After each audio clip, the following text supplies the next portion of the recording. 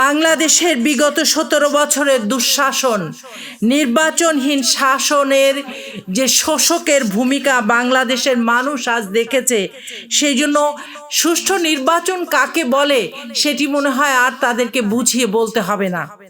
আমরা ভুলে গেছি এমন একটি নির্বাচন যেখানে ভয়ভীতি থাকবে না, যেখানে একজন মানুষ তার নিজের মতকে প্রকাশ করার সুযোগ লাভ করবে, যেখানে একজন মানুষ নিজের ভোট নিজে দিতে পারবে, যেখানে একজন মানুষ তার দেওয়া সেই ফলাফল সত্যিকার অর্থে স্বচ্ছ, স্বাভাবিক, নিরপেক্ষভাবে লাভ করতে পারবে। সম্মানিত অতিথিবৃন্দ, সাংবাদিক ভাইয়েরা, বিজয়ের এই মাসে তাই খুব বেশি মনে পড়ছে মেজর জলিলকে, যিনি একটি স্বাধীন বাংলাদেশের মুক্তিযোদ্ধা হয়েও তিনি মুক্তির সেই স্বাদকে গ্রহণ করতে পারেন নাই। তাই বলতে চাই, স্বাধীন নির্বাচনের জন্য একটি শক্তিশালী স্বাধীন নির্বাচন কমিশন দরকার, যেখানে আইন সকলের জন্য সমান হবে, যেখানে বিশেষ ব্যবস্থাপনায় বিশেষ কোনো ব্যক্তিকে ভোটার করা হবে না, যেখানে নির্বাচনের তফসিল ঘোষণার পরে যেখানে সকল দলের নির্বাচনী প্রচারণা বন্ধ থাকা সত্ত্বেও কোন একটি অদৃশ্য শক্তির ক্ষমতা বলে আমরা দেখেছি কোনো এলাকায় কারো ডিজিটাল বিলবোর্ডে অব্যাহতভাবে প্রচারণা চালিয়ে যাওয়া হচ্ছে, কিন্তু নির্বাচন কমিশন আইনের কোনো প্রয়োগ সেখানে করছেন না। সুতরাং আমরা চাই সেই রকম একটি নির্বাচন কমিশন যেখানে প্রশাসন, আইন শৃঙ্খলা বাহিনী এবং ভোট কেন্দ্রের উপর তাদের পূর্ণ নিয়ন্ত্রণ থাকবে। শাসকের কথায় নির্বাচন কমিশন যদি পরিচালিত হয়, সেটি নিশ্চয়ই স্বাধীন নিরপেক্ষ নির্বাচন কমিশন হতে পারে না। এবং সেই সাথে আমরা চাই যে একটি স্বাধীন নির্বাচন পরিচালনার জন্য দেশি বিদেশি পর্যবেক্ষকদের পর্যবেক্ষণের সুযোগ দেওয়া হোক, যাতে করে যে কোনো অনিয়ম, যে কোনো আইন বহির্ভূত কাজ আইনের আওতায় আসে, ক্যামেরার আওতায় আসে, জনগণের জনসমক্ষে আসে। মেজর জলিলের সেই বিখ্যাত গ্রন্থ অরক্ষিত স্বাধীনতাই পরাধীনতা, যেখানে বলা হয়েছিল বাংলাদেশের স্বাধীনতা উত্তর রাজনীতি, ক্ষমতার যে চরিত্র, ক্ষমতাসীনদের যে চরিত্র এবং জাতির ভবিষ্যৎ সম্পর্কে তিনি তীব্র সতর্ক বার্তা দিয়েছিলেন। তিনি বলেছিলেন, স্বাধীনতা যদি নৈতিকতা দ্বারা, ন্যায় বিচার দ্বারা, আত্মনির্ভরশীলতার মাধ্যমে রক্ষা করা না হয়, তাহলে তো সেই স্বাধীনতা আসলে নতুন পরাধীনতায় রূপ দেয়। যেটি আমরা দেখেছিলাম যে আমরা স্বাধীনতা অর্জন করেছিলাম, কিন্তু আমরা নিজেদেরকে আত্মনির্ভরশীল না করে বিকিয়ে দিয়েছি বিদেশির কাছে, ভারতীয় আধিপত্যের কাছে স্বাধীনতাকে বিক্রি করে দিয়েছি। এবং তারই মাধ্যমে আমরা দেখেছি স্বাধীনতা শুধু একটি ভৌগোলিক সীমারেখায় পরিণত হয়েছে। এটি রাজনৈতিক মুক্তি এনে দিতে পারেনি, এটি আমাদের অর্থনৈতিক স্বাবলম্বিতা এনে দিতে পারেনি। আর তারই কারণে আমরা দেখেছি বাংলাদেশ ব্যাংকের রিজার্ভ চুরি হয়েছে, অসংখ্য ব্যাংকগুলির রিজার্ভ খালি হয়েছে, এবং বাংলাদেশের আপামর জনসাধারণ যাদের খেটে খাওয়া রক্তের সেই অর্থ ব্যাংকে সঞ্চিত রেখেছিল, সেই টাকা এখন তারা ফেরত পেতে বাধাগ্রস্ত হচ্ছে। সুতরাং রাজনৈতিক মুক্তির সাথে অর্থনৈতিক মুক্তি যেমন দরকার, তেমনি দরকার স্বাধীনতার সাথে সাংস্কৃতিক বিজয় আমাদের দরকার, সাংস্কৃতিক স্বাধীনতা দরকার, যার জন্য শরীফ ওসমান হাদি যুদ্ধ করেছেন। শরীফ ওসমান হাদি শেষ দিন পর্যন্ত লড়াই করে বুকের রক্ত ঢেলে দিয়েছেন। তাই এই সকল স্বাধীনতার একত্র সমষ্টি হচ্ছে আসলে মৌলিক স্বাধীনতা লাভ। শুধু শাসক বদলালেই আসলে স্বাধীনতা পূর্ণতা পায় না।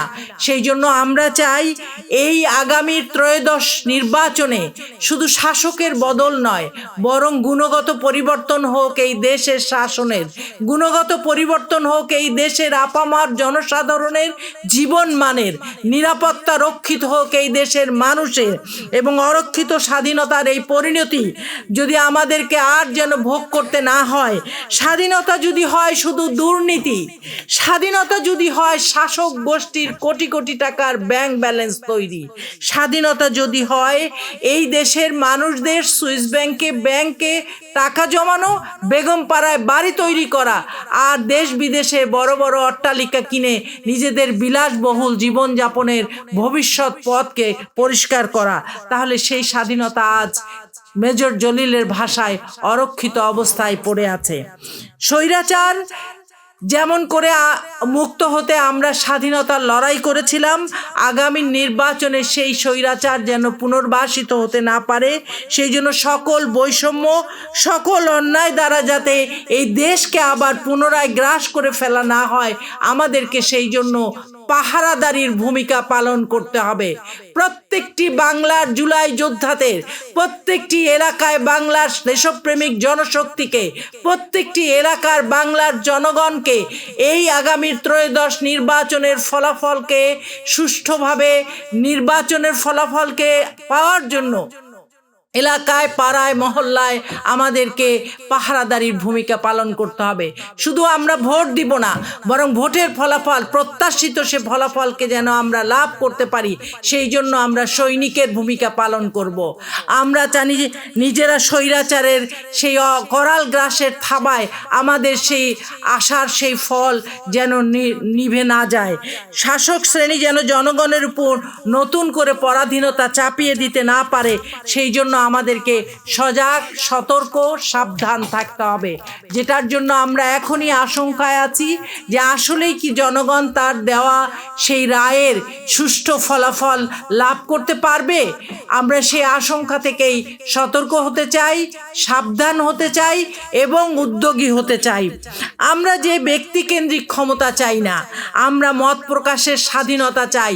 ত্রয়োদশ নির্বাচনের ফলাফলের মাধ্যমে আমরা যেন মত প্রকাশের স্বাধীনতা পাই, আমরা যেন এমন কোনো শাসক না পাই যারা বিরোধী দলকে দমন করবে। আমরা এমন কোনো শাসক চাই না যারা রাষ্ট্রের সকল টুলসকে শুধুমাত্র শোষণের জন্য ব্যবহার করবে এবং তাদের শোষণের হাতিয়ারে রূপান্তরিত হবে রাষ্ট্রের সকল শক্তি। এবং রাজনৈতিক সিদ্ধান্ত গৃহীত যেন না হয় শুধু রাজনীতির যে শাসক, রাজনৈতিক যে শাসক তাদের স্বার্থের কারণে যেন রাজনৈতিক সিদ্ধান্ত গৃহীত না হয়। তাই শোষণের বিরুদ্ধে আমাদেরকে সচেতনতার সাথে আগামী নির্বাচনে ভোট প্রয়োগ, ফল লাভ এবং শাসক পরিবর্তনের কাজে সচেতন হতে হবে। তাই আমরা চাই আমরা সচেতন প্রতিরোধ গড়ে তুলব, চাই একটি সংগঠিত জনশক্তি যারা এই শাসনকে পরিবর্তনের ক্ষেত্রে সবল ভূমিকা পালন করবে, চাই একটি আদর্শবাদী দল যারা দেশের আদর্শকে, দেশের দেশপ্রেমিক শক্তিকে ঐক্যবদ্ধ করবে, সকল বিভেদ ভুলে গিয়ে ঐক্যবদ্ধভাবে এই দেশকে, এই দেশ মাতৃকার স্বাধীনতাকে, এই দেশ মাতৃকার পরাধীনতা থেকে মুক্ত করবে এবং আধিপত্যবাদ থেকে মুক্ত করবে। জুলাই যোদ্ধা সহ দেশপ্রেমিক সকল শক্তির নিরাপত্তাকে নিশ্চিত করবে, যারা ন্যায় বিচার প্রতিষ্ঠিত করবে, যারা গণতন্ত্র প্রতিষ্ঠিত করবে, অর্থনৈতিক মুক্তি আনয়ন করবে এবং নতুন নেতৃত্ব কায়েম করবে।